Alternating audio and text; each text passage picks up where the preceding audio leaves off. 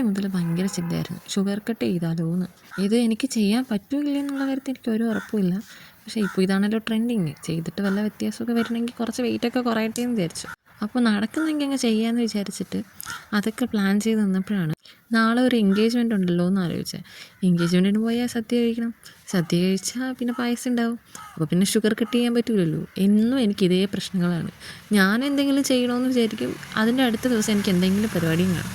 ഇതെല്ലാം മറന്നിട്ട് ഞാൻ അവിടെ പോയി കഴിക്കുകയും ചെയ്യും. അങ്ങനെ പിന്നെ തള്ളി നീക്കി ഇതിപ്പോൾ കുറേ ആയി.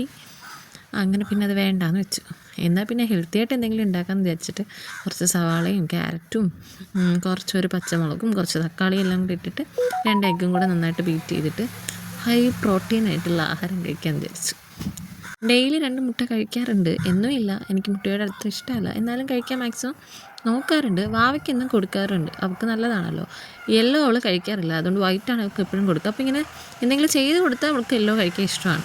അപ്പോൾ പിന്നെ അവൾക്ക് എനിക്കൂടെ ഉണ്ടാക്കാമെന്ന് വിചാരിച്ചു. വാവയ്ക്കും പച്ചമുളകില്ലാതെ ഉണ്ടാക്കി കൊടുത്തിട്ട് ഞാൻ പച്ചമുളക് കൂടി ഇട്ടിട്ട് ഉണ്ടാക്കിയെടുത്തു. അപ്പോൾ കുറച്ച് എരിയൊക്കെ ഉണ്ടാവുമല്ലോ. ഞാൻ ആദ്യം വാവയ്ക്ക് കുക്ക് ചെയ്ത് അതെടുത്ത് വാവയ്ക്ക് കൊടുത്തതിന് ശേഷമാണ് എനിക്ക് കുക്ക് ചെയ്തത് ഞാൻ എടുത്തിട്ട് പോയത്.